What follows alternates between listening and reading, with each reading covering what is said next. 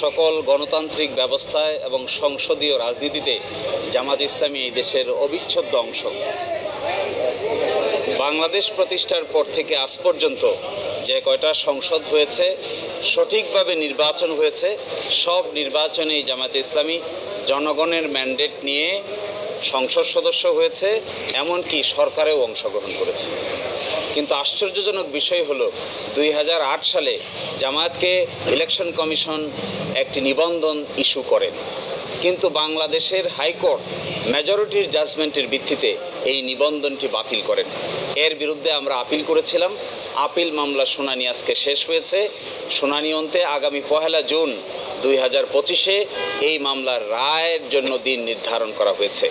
আজকে আদালতে মূলত আমরা বলেছি যে জামায়াতের রেজিস্ট্রেশন প্রক্রিয়াটা বাতিল করার মাধ্যমে এবং কেয়ারটেকার গভর্নমেন্ট সিস্টেম বাতিল করার মাধ্যমে পলিটিসাইজেশন অফ জুডিশিয়ারি করা হয়েছে, অর্থাৎ বিচার বিভাগকে রাজনীতিকীকরণ করা হয়েছে।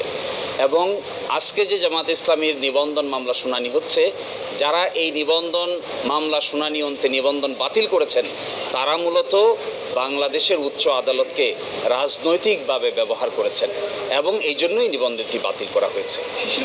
আমাদের এই আর্গুমেন্ট আদালত অত্যন্ত মনোযোগ দিয়ে শুনেছেন।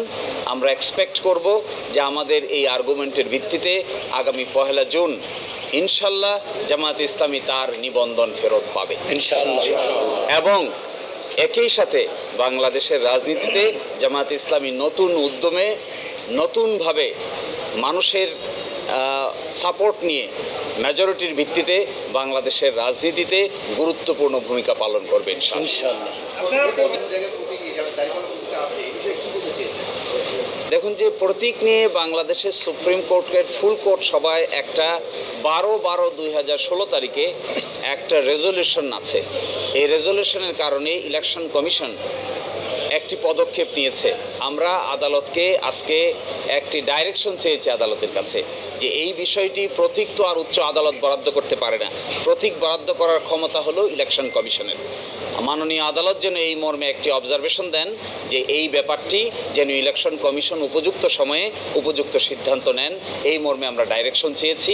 আমরা আশা করি পূর্ণাঙ্গ রায়ে এই মর্মে ডাইরেকশনও উচ্চ আদালত কর্তৃক দেওয়া হবে ইনশাআল্লাহ।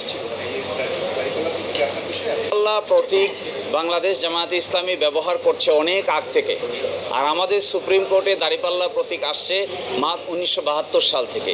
একই সাথে দাঁড়িপাল্লা যে প্রতীকটি ব্যবহার করা হয়েছে, বাংলাদেশে যত যে কয় সময় সংসদীয় ইলেকশন হয়েছে সব নির্বাচনে জামাত ইসলামী দাঁড়িপাল্লা প্রতীক নিয়ে অংশগ্রহণ করেছে, ইলেক্টেড হয়েছে, মন্ত্রী হয়েছে।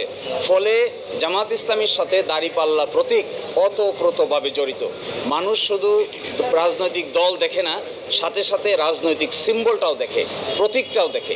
সেই জন্য আমরা বলছি যে শুধুমাত্র রেজিস্ট্রেশনেই যথেষ্ট নয়, তার সঙ্গে ইলেকশন কমিশন যেন আমাদেরকে দাঁড়িপাল্লা প্রতীকটি বরাদ্দ করে এই মর্মে উচ্চ আদালত থেকে আমরা অবজারভেশন চাই। লিখিত আকারে আমরা অবজারভেশন চেয়েছি। আদালত আমাদের সাথে আপাত অর্থে কোর্টের গেস্টার অনুযায়ী মনে হয়েছে এই অবজারভেশনও পাবো ইনশাআল্লাহ।